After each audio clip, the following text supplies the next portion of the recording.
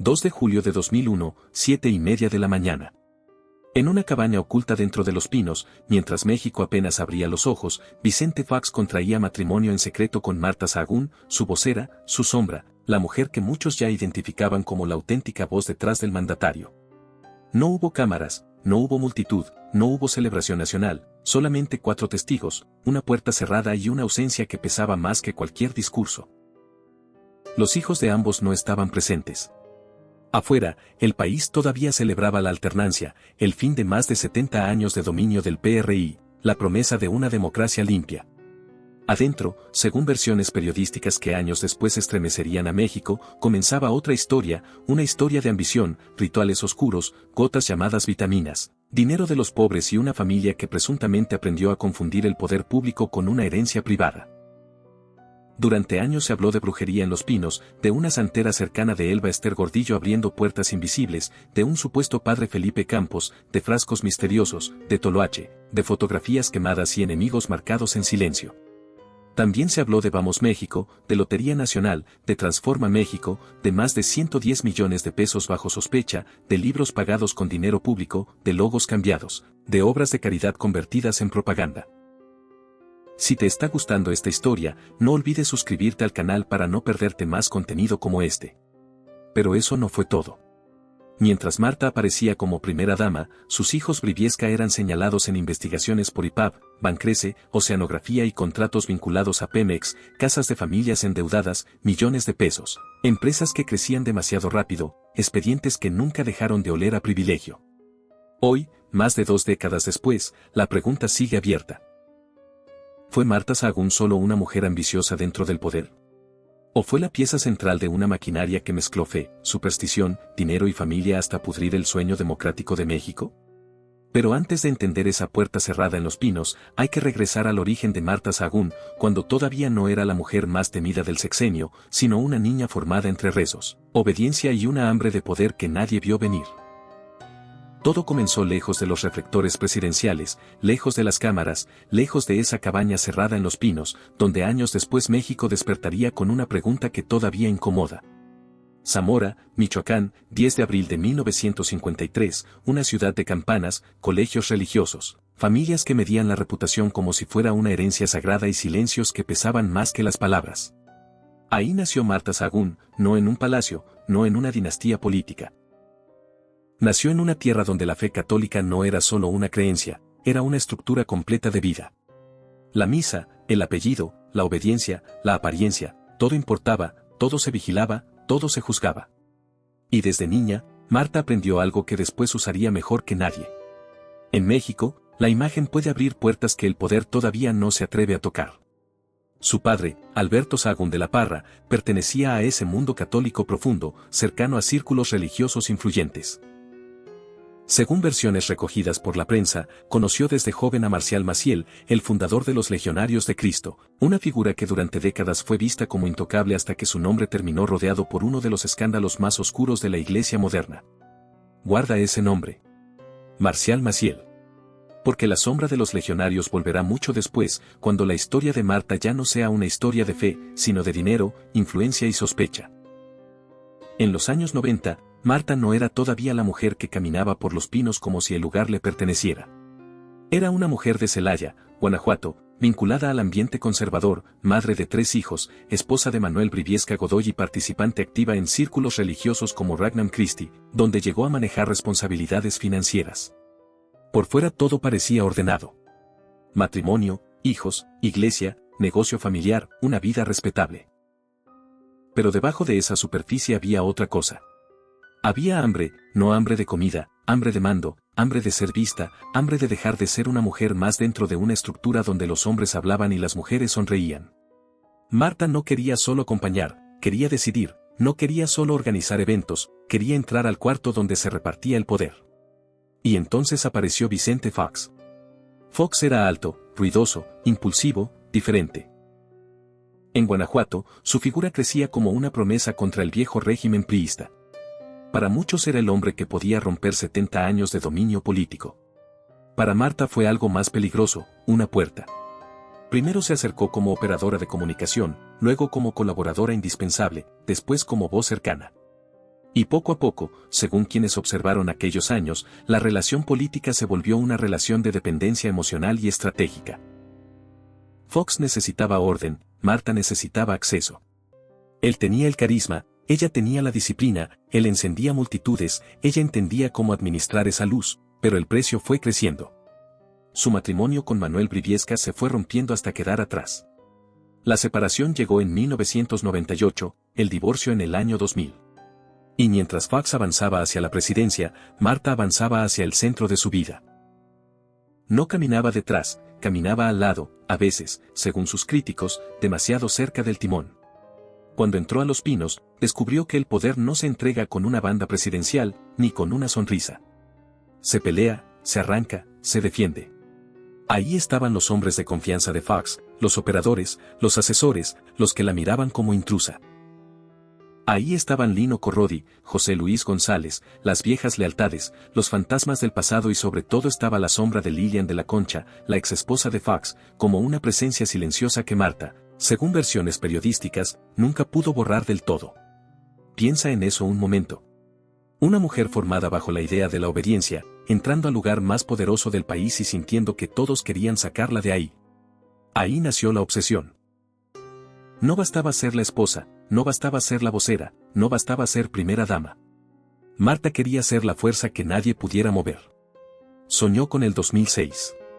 Se vio a sí misma como algo más grande, algo parecido a una Eva Perón mexicana, una Hillary Clinton salida del Bajío, una mujer capaz de convertir la intimidad presidencial en plataforma política. Pero la ambición cuando se mezcla con miedo deja de ser proyecto y se vuelve veneno. Y según las investigaciones periodísticas que vendrían después, cuando Marta sintió que la política normal no bastaba para cerrar la puerta de Los Pinos desde adentro, empezó a buscar respuestas en lugares mucho más oscuros. Porque la puerta cerrada de Los Pinos no se abrió de golpe. Primero se construyó en Zamora, entre rezos, silencios y una mujer que aprendió demasiado pronto que la fe también podía ser una máscara. Ahora pon atención porque aquí empieza la parte que convirtió una historia política en una pesadilla de pasillos cerrados, vasos servidos en silencio y nombres que nadie quería pronunciar en voz alta. Según investigaciones periodísticas publicadas años después, el verdadero secreto de Marta Sahagún no estaba solo en su ambición, estaba en la forma en que presuntamente intentó asegurar esa ambición cuando sintió que la política ya no le alcanzaba. Porque una cosa es querer influir en un presidente, otra muy distinta es querer amarrarlo. Esa palabra aparece como una sombra. Amarrar. De acuerdo a versiones recogidas por Olga Bornat en La Jefa y por José Gil Olmos en Los Brujos del Poder, cuando Marta comenzó a sentirse rodeada dentro de Los Pinos, buscó ayuda en un lugar inesperado, no en un partido, no en un despacho jurídico, no en un grupo de asesores, sino en el mundo oscuro de los rituales, los santeros, las lecturas espirituales y las supuestas fuerzas invisibles que según esas versiones podían doblar la voluntad de un hombre poderoso. Y ahí apareció Elba Ester Gordillo, la maestra. Una mujer que conocía el poder como se conoce una cicatriz, una mujer capaz de leer la debilidad ajena como si fuera un expediente abierto. Según esos relatos, Marta y Elba Ester sostuvieron una conversación larguísima de casi 12 horas, donde la política se mezcló con lo espiritual, con el miedo, con la obsesión y con esa necesidad brutal de controlar a Vicente Fox antes de que otros lo controlaran primero. Piensa en eso un momento. México había votado por un cambio histórico. Millones de personas creyeron que Los Pinos se abría por fin a la democracia, pero detrás de esa puerta cerrada, según estas investigaciones, otra batalla se estaba librando, no por votos, no por leyes, por la mente de un presidente. El puente entre esos dos mundos habría sido Jenna Morris, una figura cercana a Marta, descrita en las versiones periodísticas como consejera, operadora y acompañante de esa zona gris, donde la fe dejaba de parecer fe y comenzaba a oler a manipulación. A través de ella presuntamente llegó un personaje todavía más inquietante, el llamado Padre Felipe Campos, un hombre que, según los relatos, vestía de blanco, se presentaba como religioso y hablaba como alguien que conocía secretos que no se enseñan en ningún seminario. Decía que un sacerdote debía conocerlo todo, incluso lo oscuro, para entender el mundo. Pero las versiones lo describieron de otra manera, como un santero cubano, un hombre dedicado a rituales y trabajos espirituales, alguien que habría cobrado miles de pesos al mes por preparar sustancias destinadas a amarrar a Fox. Y aquí entra la palabra que te pedí guardar desde el principio, vitaminas. Según esas investigaciones, las supuestas gotas eran presentadas ante el entorno presidencial como simples vitaminas para la salud del mandatario. nada alarmante, nada sospechoso. Unas gotas en el jugo, unas gotas en el café, unas gotas en el agua, día tras día, bajo la vigilancia de un Estado Mayor presidencial que podía proteger al presidente de una bala, pero no necesariamente de lo que entraba en su vaso desde la intimidad de su propia casa. Algunas versiones incluso hablaron de toloache, una planta asociada en México con amarres amorosos, pérdida de voluntad y relatos populares de sometimiento. Nadie puede afirmar eso como sentencia definitiva, pero el simple hecho de que esa palabra apareciera alrededor de un presidente en funciones fue suficiente para convertir el rumor en veneno histórico. También se habló de rituales contra Lilian de la Concha, la exesposa de Fox, y contra José Luis González, uno de los hombres que incomodaban a Marta. Fotografías quemadas, puertas cerradas, humo dentro de un baño, objetos usados como símbolos de destrucción, escenas que, según testigos citados por la prensa, parecían más propias de una novela negra que del corazón político de una república. Y después vino el cambio. Los críticos dijeron que Fox ya no parecía el mismo, que su mirada se volvió más apagada, que su voluntad se volvió más blanda, que Marta empezó a ocupar espacios que antes no le pertenecían. Tal vez fue amor, tal vez fue dependencia, tal vez fue simple desgaste político, pero la pregunta quedó flotando en los pinos como olor a humo después de un incendio. ¿Quién gobernaba realmente detrás de esa puerta cerrada? Porque si las gotas eran solo vitaminas, entonces México solo vio una historia de pareja. Pero si las versiones eran ciertas, aunque fuera en parte, entonces el país no solo tuvo una primera dama ambiciosa, tuvo un vacío de poder servido lentamente en un vaso. Y ahora mira lo que pasa cuando una casa pierde el centro. Porque mientras México discutía las gotas, los rituales, las versiones sobre brujería y esa puerta cerrada de los pinos, había tres nombres creciendo bajo la sombra de Marta Sahagún, Manuel, Jorge Alberto y Fernando Briviesca Sahagún, sus hijos, los hijos de una mujer que había aprendido a mirar el poder no como una responsabilidad, sino como una forma de reparación personal. Ellos no nacieron en Los Pinos, no nacieron entre escoltas, contratos y empresarios haciendo fila. Venían de Celaya, de una familia que por fuera parecía tradicional, religiosa, ordenada, pero que por dentro ya arrastraba una fractura silenciosa. El matrimonio de Marta con Manuel Briviesca Godoy se fue rompiendo desde finales de los años 90, mientras ella avanzaba cada vez más cerca de Vicente Fox, de la campaña, del micrófono presidencial, del sueño de mandar desde el centro mismo del país. Piensa en eso un momento. 3 hijos viendo cómo su madre dejaba de ser solo madre para convertirse en figura pública, operadora política, vocera, esposa del presidente y según sus críticos una especie de jefa no electa dentro de Los Pinos. Ese vacío no se llenó con ternura, se llenó con privilegios, no con límites, con accesos, no con una madre presente, con una puerta abierta al poder. Y aquí empieza la verdadera herencia emocional de esta historia. Porque cuando un hijo aprende que el amor llega disfrazado de permiso, que la culpa se paga con protección, que la ausencia se compensa con contactos, algo se rompe. Los Briviesca no solo heredaron el apellido de Marta, heredaron su cercanía con el poder. Y esa cercanía, según múltiples señalamientos públicos, se convirtió en una maquinaria de influencia. Al principio el escándalo parecía menor, casi doméstico, casi ridículo, toallas, cortinas, muebles, pero no lo era. Junio de 2001, antes incluso de la boda secreta en Los Pinos estalla el llamado toallagate. La opinión pública descubre que las cabañas presidenciales estaban siendo remodeladas con un costo superior a 9 millones de pesos. Más de 4,5 millones en mobiliario e interiores, cortinas eléctricas de 153,000 pesos. Toallas de más de 400 pesos cada una. Toallas. Mientras millones de mexicanos seguían contando monedas para comer, en la residencia presidencial se discutía el precio de las toallas como si el país fuera una boutique privada. Y ese detalle que para algunos fue solo una vergüenza de decoración, en realidad fue una señal brutal. Los Pinos ya no parecía una casa de Estado. Parecía una casa tomada por una familia que confundía lo público con lo suyo. Guarda esta imagen. Una toalla carísima colgada en una cabaña presidencial. Porque esa toalla explica más de lo que parece, explica una época, explica una moral, explica cómo empieza el abuso cuando todavía se disfraza de comodidad. Después vinieron los rumores más pesados, los señalamientos de tráfico de influencias, las acusaciones de empresarios que buscaban cercanía, las historias de hijos que, según críticos y legisladores, pasaron de una vida común a moverse entre contratos, aviones, reuniones y llamadas con funcionarios. Se decía que antes uno de ellos manejaba un viejo Volkswagen. Después la imagen pública los colocaba cerca de Lerjats, negocios grandes y puertas que no se abrían para cualquier mexicano. ¿Fue todo delito probado? No todo. ¿Fue todo sentencia firme? No. Pero la pregunta pública ya estaba instalada. ¿Cómo crecieron tan rápido? ¿Quién les abrió esas puertas? ¿Cuánto pesaba realmente el apellido Sahagún dentro del gobierno de Fox? El académico Jaime Cárdenas llegó a señalar que Vicente Fox habría tolerado la corrupción de Marta y de sus hijastros. Esa frase cayó como piedra porque no apuntaba solo a los hijos, apuntaba al presidente, al hombre que había prometido cambiar la historia democrática de México y terminó rodeado por una familia que parecía entender el poder como botín. Y esa es la tragedia de esta etapa, no solo ver a 3 hijos convertirse, según sus críticos, en operadores de influencia, es ver cómo una herida privada se transforma en daño público. Una madre ausente por ambición, unos hijos protegidos por culpa, un presidente acusado de mirar hacia otro lado, un país pagando la factura emocional y económica de una familia instalada en el corazón del Estado. La puerta cerrada de Los Pinos ya no escondía solo un matrimonio. Escondía una generación aprendiendo que el poder también podía heredarse sin aparecer en la boleta.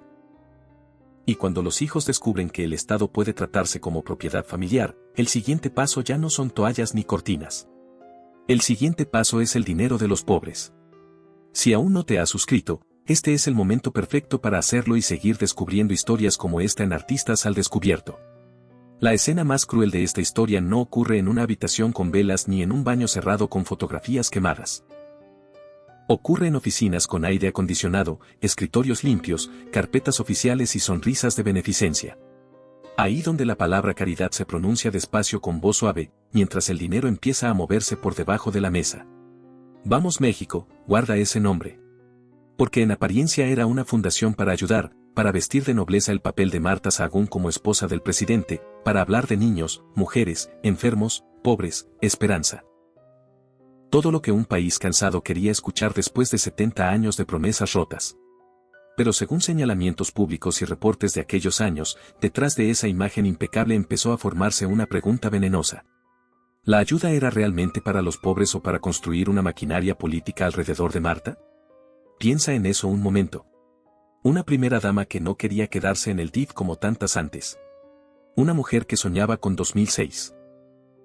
Una mujer que según sus críticos veía en la caridad no solo una causa, sino una plataforma, una escalera, una caja, una marca personal.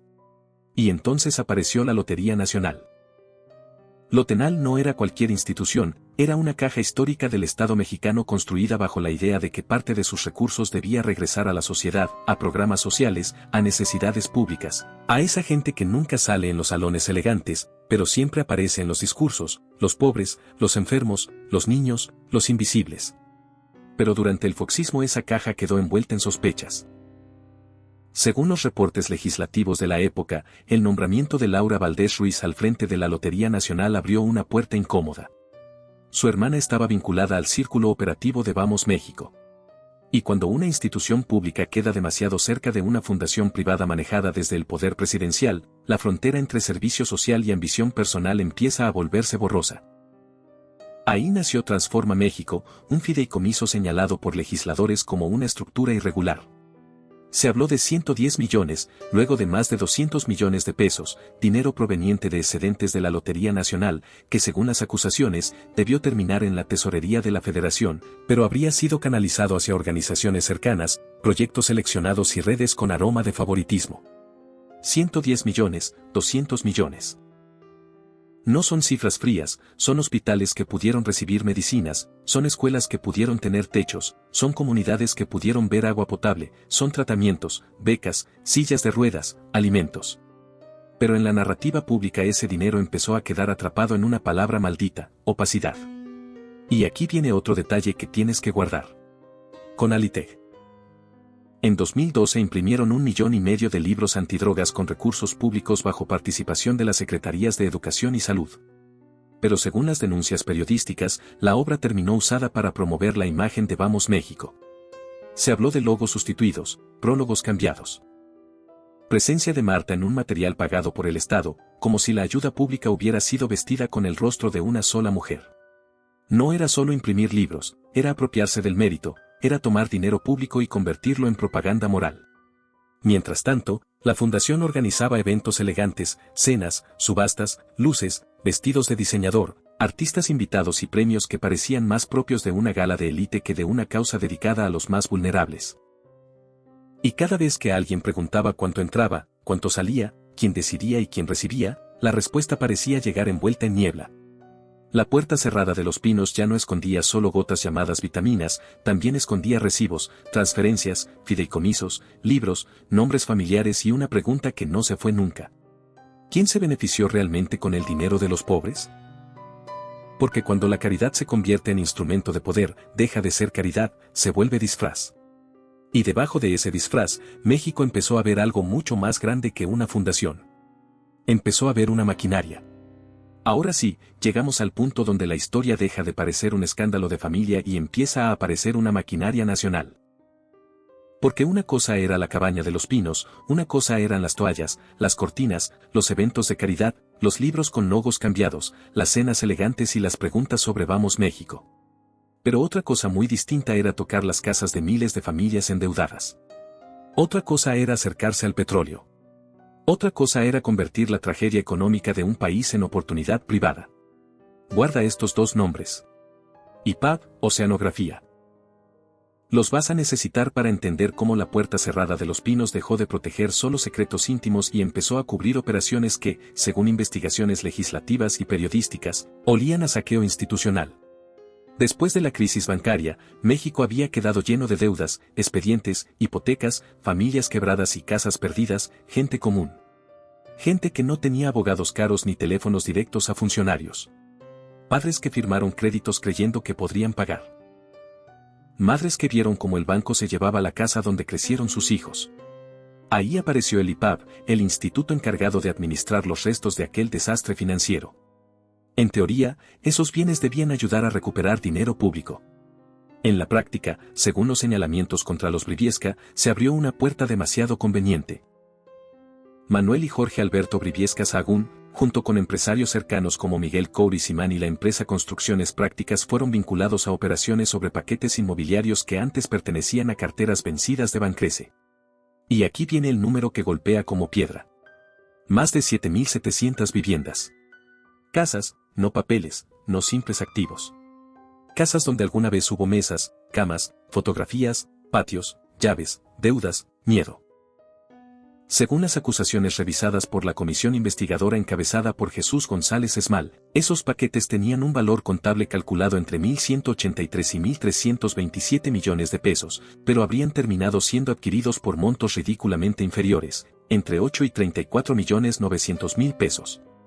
Piensa en eso un momento. Un país rescata bancos con dinero público. Familias pierden sus casas. Luego esos restos se venden en paquetes gigantescos a precios cuestionados y alrededor aparecen los hijos de la mujer más poderosa de los Pinos. No era solo negocio, era símbolo. El símbolo de una generación que, según sus críticos, entendió que el dolor social podía comprarse por lote, que la ruina ajena podía convertirse en patrimonio, que la pobreza no solo servía para discursos de caridad, también servía para hacer fortunas y sabías a qué puerta tocar. Y esa puerta seguía siendo la misma, la puerta cerrada de los Pinos. Pero el capítulo más oscuro todavía estaba esperando en el mar. Oceanografía. A comienzos de los años 2000, Oceanografía era descrita como una empresa con problemas, deudas y poca fuerza. Se hablaba de adeudos fiscales por más de 21 millones de pesos y de un capital pequeño frente al tamaño de los contratos que después llegaría a manejar. Pero de pronto, como si alguien hubiera encendido una luz desde arriba, la empresa empezó a crecer, su capital aumentó, sus contratos con Pemex se multiplicaron y Pemex no era cualquier institución. Pemex era el corazón energético de México, el petróleo que durante décadas se presentó como patrimonio nacional, el orgullo de un país que aprendió a decir que el subsuelo era suyo, aunque muchas veces los beneficios terminaran en manos de otros. Según reportes de la época, Oceanografía llegó a recibir contratos estimados en miles de millones de pesos. Y Manuel Briviesca Sahagún fue señalado como uno de los nombres cercanos a esa red de gestiones, llamadas y contactos. Incluso se habló de la participación de Jorge y de Guillermo Sahagún en acercamientos con funcionarios. No era una firma cualquiera tocando la puerta de Pemex. Era una empresa creciendo bajo la sombra de un apellido conectado a los Pinos. Y ahí la historia se vuelve más brutal. Porque mientras Marta hablaba de pobres, enfermos y niños, mientras Vamos México se presentaba como rostro de ayuda, mientras la caridad llenaba discursos y portadas, sus hijos eran señalados en operaciones donde ya no estaba en juego una gala, ni una donación, ni un libro. Estaban en juego casas, petróleo, contratos, patrimonio nacional. Quizá por eso esta etapa duele más, porque revela el ciclo completo. La madre que buscó poder, los hijos que aprendieron acceso, el presidente que según sus críticos permitió demasiado y un Estado que empezó a parecer una mesa familiar donde unos pocos se repartían lo que pertenecía a millones. La puerta cerrada de Los Pinos ya no era una metáfora, era una frontera. De un lado estaba México pagando la factura. Del otro, una familia aprendiendo que el país podía convertirse en negocio. Noviembre de 2006. La cabaña de Los Pinos empezó a vaciarse. Las cajas salían, los muebles cambiaban de dueño. Los pasillos donde durante años se habían murmurado órdenes, favores, versiones de brujería, negocios familiares y promesas de caridad, volvían a quedar en silencio. Vicente Fox y Marta Sahagún dejaban la residencia presidencial para regresar al rancho San Cristóbal en Guanajuato. Y en apariencia todo terminaba ahí. Pero no, porque cuando se cierra la puerta del poder no se cierran los expedientes. Guarda esa frase. La puerta cerrada de Los Pinos ya no podía protegerlos como antes. Ya no había la misma escolta política, ya no había la misma obediencia automática, ya no bastaba con una llamada, con un apellido, con una cercanía al presidente. El sexenio había terminado, pero las sombras apenas empezaban a caminar detrás de la familia. Primero cayó una figura que parecía venir del pasado de Marta, Manuel Briviesca Godoy. El primer esposo, el padre de Manuel, Jorge Alberto y Fernando, el hombre que había formado parte de aquella vida anterior antes de que Marta se convirtiera en vocera, esposa presidencial, figura nacional y centro de una tormenta de sospechas. El 18 de diciembre de 2008 fue detenido en Guanajuato por agentes federales, señalado por presuntos delitos fiscales relacionados con ISR, IVA, ocultamiento de registros contables y supuestos engaños al SAT durante los años 2003 y 2004. Piensa en eso un momento. La historia no empezó castigando a los grandes nombres de la política. Empezó tocando una puerta vieja, una puerta familiar, una puerta que recordaba que antes de Los Pinos hubo un matrimonio roto, 3 hijos, una casa en Celaya y una fractura emocional que nunca dejó de crecer. Manuel Briviesca Godoy obtuvo libertad bajo proceso, pero el golpe simbólico ya estaba dado. El apellido Briviesca dejaba de sonar solo a privilegio. Empezaba a sonar a expediente. Y luego vino el golpe más humillante, Estados Unidos. Porque en México muchas historias pueden perderse entre amparos, silencios, favores y cambios de gobierno. Pero cuando un caso cruza la frontera, el apellido pesa menos. La cercanía a Los Pinos ya no impresiona igual. Y Manuel Briviesca Sahagún, el hijo que había crecido bajo la sombra de una madre poderosa, terminó frente a una justicia que no entendía de cabañas presidenciales. El caso giraba alrededor de Mejigas, operaciones de gas LP, empresas como Northstar Gas y Grupo Damiano y acusaciones de fraude. También apareció el nombre de Sergio Ruiz Ríos, un exfuncionario vinculado al mundo energético. Lo que antes parecía una red de contactos se convirtió en una red de problemas. A finales de 2008 se habló de una orden de arresto en Estados Unidos contra Manuel Briviesca Sahagún por cargos relacionados con fraude, conspiración, complicidad y encubrimiento. Y de pronto, aquel hijo de la mujer que había caminado por Los Pinos como si el país fuera una extensión de su sala, ya no era intocable, era un acusado. Durante años negó, resistió, apareció en versiones cruzadas, intentó sostener la imagen de inocencia. Pero en diciembre de 2012, ante el juez John A. Houston en el Distrito Sur de California, llegó el momento que ningún apellido puede maquillar. Manuel aceptó un acuerdo de culpabilidad. Fue sentenciado a 3 años de libertad condicional y una multa de $10,000. 3 años, $10,000 y una mancha que ningún discurso familiar podía borrar. No era cárcel eterna, no era una caída cinematográfica con esposas frente a cámaras, era algo más frío, más silencioso, más devastador para una familia que había vivido de la apariencia. Era la confirmación de que el brillo de Los Pinos no alcanzaba para iluminar los tribunales del extranjero. La puerta cerrada de Los Pinos había dejado de obedecer. Y cuando una familia aprende tarde que el poder no es eterno, descubre que la verdadera condena no siempre llega en forma de prisión. A veces llega como archivo, como sentencia, como vergüenza, como un apellido que ya no abre puertas, sino preguntas. Enero de 2020, cuando muchos creían que la historia de Marta Sahagún ya era pasado, cuando la cabaña de los Pinos parecía un recuerdo viejo, cuando los escándalos del foxismo parecían enterrados bajo nuevas crisis políticas, apareció otra vez una palabra que nadie quería escuchar. Legionarios. Y con ella regresó todo. Regresó Zamora, regresó Ragnar Christie, regresó Marcial Maciel, regresó esa red religiosa que, según investigaciones internacionales, había movido dinero, influencias y silencios durante décadas. Santiago Nieto, al frente de la Unidad de Inteligencia Financiera, anunció que se revisaban flujos vinculados a los legionarios de Cristo y el nombre de Marta volvió a aparecer como una sombra que nunca se había ido del todo. Piensa en eso un momento.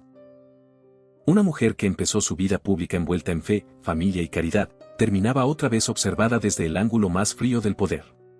El dinero.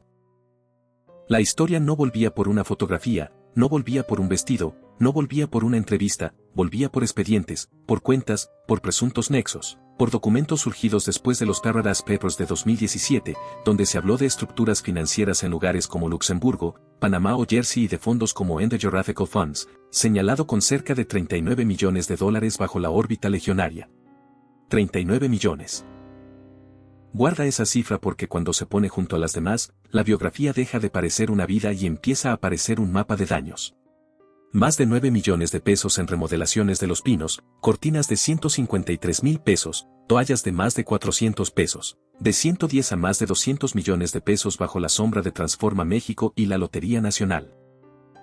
1,5 millones de libros impresos con dinero público y usados, según denuncias, para promover la imagen de Vamos México.